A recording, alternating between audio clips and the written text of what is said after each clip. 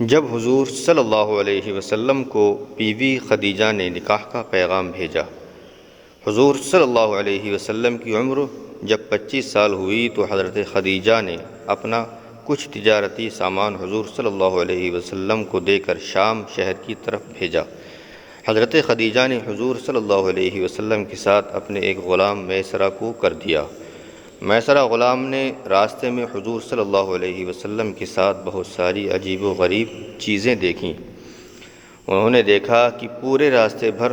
2 فرشتوں نے حضور صلی اللہ علیہ وسلم پر بادلوں کا سایہ کر رکھا ہے، جس کی وجہ سے انہیں کوئی دھوپ نہیں لگ رہی۔ اسی طرح شام ملک میں ایک عیسائی راہب نے حضور صلی اللہ علیہ وسلم کو اس پیڑ کے نیچے بیٹھے دیکھا کہ جہاں صرف نبی ہی بیٹھ سکتا تھا۔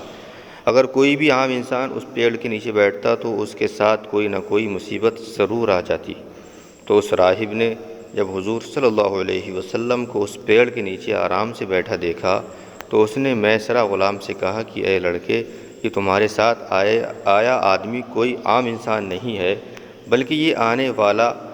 آنے والی نسلوں کا نبی ہے۔ یہ وہی انسان ہے کہ جس کا ساری دنیا انتظار کر رہی ہے، اور اس نبی کے ظاہر ہونے کا وقت قریب آ چکا ہے۔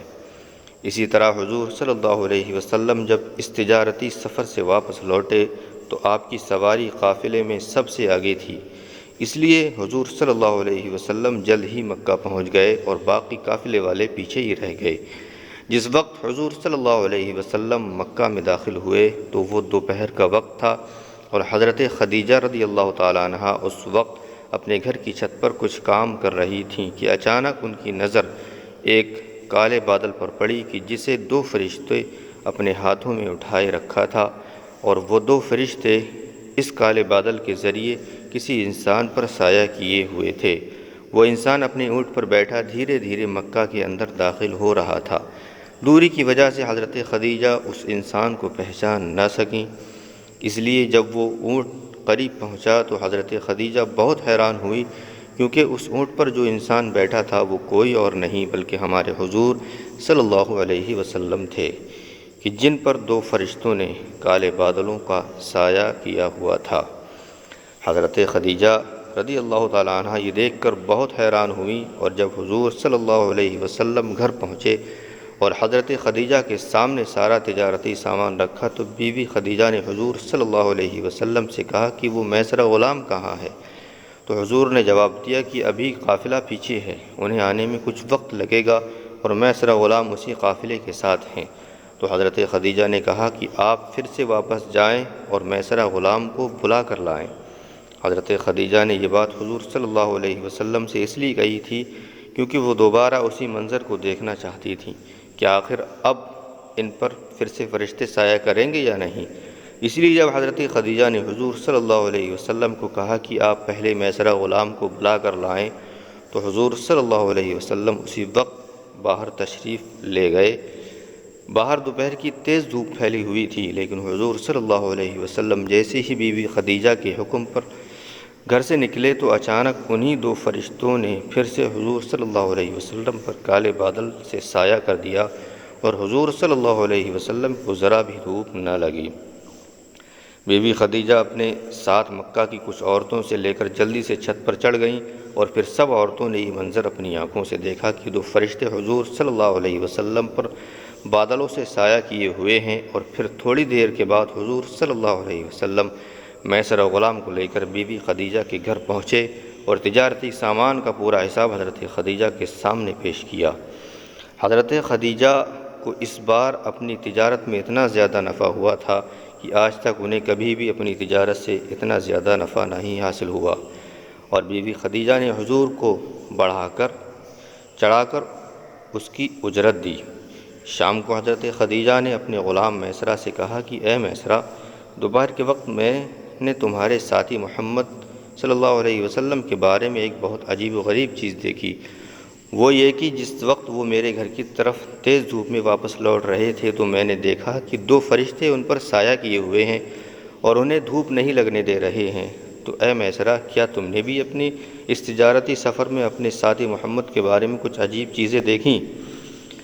تو میسرہ نے غلام نے جواب دیا کہ اے ہماری سیدہ، آپ پوچھ رہی ہیں کہ کوئی عجیب چیز میں نے دیکھی، بلکہ میں نے تو سارے راستے پر ان کے بارے میں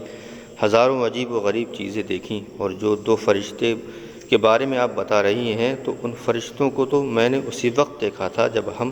دونوں مکہ سے نکلے تھے۔ اے ہماری سیدہ،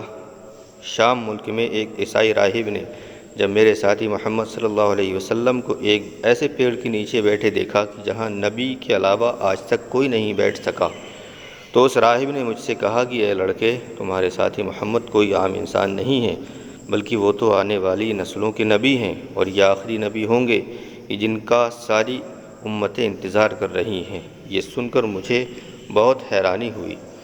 میسرہ غلام حضرت خدیجہ کے سامنے حضور صلی اللہ علیہ وسلم کی تعریفیں کرتے جا رہے تھے، اور حضرت خدیجہ بہت غور سے ان کی باتیں سنتی جا رہی تھیں۔ حضور صلی اللہ علیہ وسلم کے ساتھ پیش آنے والی عجیب و غریب باتیں سن کر حضرت خدیجہ کے اندر حضور کی محبت بیٹھ گئی، اور انہوں نے چاہا کہ میں حضور صلی اللہ علیہ وسلم سے نکاح کر لوں۔ حضرت خدیجہ کے پہلے ہی 2 نکاح ہو چکے تھے اور دونوں شوہروں کی وفات ہو گئی تھی، اس لیے حضرت خدیجہ ایک بیوہ عورت کی زندگی گزار رہی تھی۔ اللہ نے انہیں مال و دولت بہت عطا فرمایا تھا، اس لیے وہ اپنا تجارتی سامان دوسروں کے حوالے کر کے شہروں میں بھیجا کرتے تھیں اور بہت زیادہ نفع کماتیں۔ یہاں تک کہ کئی سیرت لکھنے والی کتابوں میں لکھا ہے کہ حضرت خدیجہ تجارت کرنے میں بہت ماہر تھیں اور مکہ میں سب سے مالدار عورت تھیں۔ حضرت خدیجہ کی عمر اس وقت 40 سال ہو چکی تھی، لیکن اللہ نے شکل و صورت سے آپ کو بہت ہی حسین بنایا تھا، اس لیے مکہ کے بہت سے شریف اور مالدار نوجوان لڑکے بیوی خدیجہ سے شادی کرنا چاہتے تھے، اور انہیں ان نوجوانوں کی طرف سے نکاح کے کئی پیغام بھی آ چکے تھے، لیکن بیوی خدیجہ کے دل پر اپنے دونوں شوہروں کی وفات کا ایسا صدمہ لگا تھا کہ انہوں نے فیصلہ کر لیا کہ اب میں ساری زندگی شادی نہیں کروں گی۔ لیکن حضرت خدیجہ نے جب حضور صلی اللہ علیہ وسلم کے اندر ایسی عجیب و غریب چیزیں دیکھیں کہ آپ صلی اللہ علیہ وسلم کی خدمت کے لیے فرشتے بھی آگے پیچھے لگے رہتے ہیں، تو بیوی خدیجہ کے اندر حضور صلی اللہ علیہ وسلم کی محبت بیٹھ گئی، اور وہ اگلے دن اپنے چچا کے لڑکے ورقہ بن نوفل کے پاس پہنچی۔ حضرت ورقہ اس وقت بہت بوڑھے ہو چکے تھے اور اپنے مذہب سے عیسائی تھے۔ انہوں نے بہت سی پرانی کتابیں پڑھ رکھی تھیں اور مذہبی چیزوں کے بارے میں اچھی معلومات رکھتے تھے، اس لیے وہ حضرت خدیجہ اپنے چچا کے لڑکے ورقہ بن نوفل کے پاس پہنچیں اور انہیں حضور کے بارے میں سب کچھ بتایا، تو وہ بھی حیرانی سے کہنے لگی کہ اے خدیجہ، میں نے پرانی کتابوں میں پڑھ رکھا ہے کہ آخری نبی کا زمانہ قریب آ چکا ہے، اور وہ یہود و عیسائی اس نبی کا دن رات انتظار کر رہے ہیں۔ تو اے خدیجہ، اگر محمد کے اندر وہ ساری باتیں موجود ہیں جو تم نے ابھی مجھے بتائی ہیں، تو میں یقین سے کہتا ہوں کہ محمد اس امت کے نبی ہیں۔ اپنے چچا کے لڑکے ورقہ بن نوفل کی زبانی حضور کی ایسی تعریف سن کر حضرت خدیجہ کے دل میں حضور صلی اللہ علیہ وسلم کی محبت اور زیادہ بڑھ گئی، اور انہوں نے فیصلہ کر لیا کہ اب کچھ بھی ہو محمد سے نکاح کا پیغام ضرور بھیجوں گی۔ اور پھر شام ہوتے ہوتے حضرت خدیجہ نے اپنے چچا عمرو بن سعد اسد کو گھر بلایا۔ نکاح کی بات کرنے کے لیے حضرت خدیجہ نے اپنے چچا کو اس لیے گھر بلایا کیونکہ اس وقت تک حضرت خدیجہ کے والد خویلد کی وفات ہو چکی تھی۔ حضرت خدیجہ کے چچا عمرو بن اسد جب شام کے وقت گھر پہنچے تو بیوی خدیجہ نے ان کے سامنے اپنے دل کی بات رکھی اور کہا کہ اے چچا جان، میں ہاشمی خاندان میں رہنے والے عبداللہ کے لڑکے محمد سے نکاح کرنا چاہتی ہوں، اس لیے آپ اس بارے میں ان کے گھر والوں سے بات کریں۔ یہ سن کر حضرت خدیجہ کے چچا عمر نے کہا کہ ٹھیک ہے، میں اس سلسلے میں ابو طالب سے جا کر بات کروں گا۔ لیکن اسی دن شام کو حضرت خدیجہ نے اپنی ایک سہیلی حضرت نفیسہ کو حضور صلی اللہ علیہ وسلم کے پاس بھیجا اور ان سے کہا کہ محمد سے جا کر تم یہ باتیں پوچھنا۔ حضرت نفیسہ حضور صلی اللہ علیہ وسلم کے پاس پہنچیں تو کہنے لگیں کہ اے محمد، اگر تمہیں کوئی نیک و مالدار عورت نکاح کا پیغام بھیجے تو کیا آپ قبول کریں گے؟ یہ سن کر حضور نے پوچھا کہ وہ عورت کون ہے؟ تو حضرت نفیسہ نے جواب دیا کہ اے محمد، وہ عورت بیوی خدیجہ ہیں، اس لیے اگر آپ کی مرضی ہو تو اس سلسلے میں آپ کے چچا ابو طالب سے بات کی جائے۔ تو حضور صلی اللہ علیہ وسلم نے فرمایا کہ ہاں، میں تیار ہوں، کیونکہ حضرت خدیجہ بھی وہ عورت تھیں کہ جن کی تعریفیں دور دور پھیلی ہوئی تھیں۔ حضرت نفیسہ نے جب یہ بات آ کر حضرت خدیجہ کو بتائی تو وہ بہت خوش ہوئیں، اور اگلے ہی دن حضرت خدیجہ کے چچا عمر نے آ کر حضور صلی اللہ علیہ وسلم کے چچا ابو طالب سے بات کی، اور دونوں کے نکاح کی تاریخ متعین ہو گئی۔ جس دن نکاح ہونا تھا تو اس دن حضور صلی اللہ علیہ وسلم اپنے چچا ابو طالب اور دوسرے خاندان کے کچھ لوگوں کے ساتھ حضرت خدیجہ کے گھر پہنچے۔ حضور صلی اللہ علیہ وسلم کے چچا ابو طالب نے حضرت خدیجہ سے حضور صلی اللہ علیہ وسلم کا نکاح پڑھا دیا، اور پھر حضرت خدیجہ رخصت ہو کر حضور کے گھر آ گئیں۔ حضرت خدیجہ نے حضور صلی اللہ علیہ وسلم کا مصیبتوں کے وقت ایسا ساتھ دیا کہ شاید دنیا میں کوئی بھی بیوی اس کی نظیر پیش نہ کر سکے، کیونکہ حضرت خدیجہ کا نکاح حضور صلی اللہ علیہ وسلم کے ساتھ ظاہری طور پر تو ایک اتفاق نظر آتا ہے، لیکن حقیقت میں یہ نکاح اللہ کے فیصلے سے ہوا۔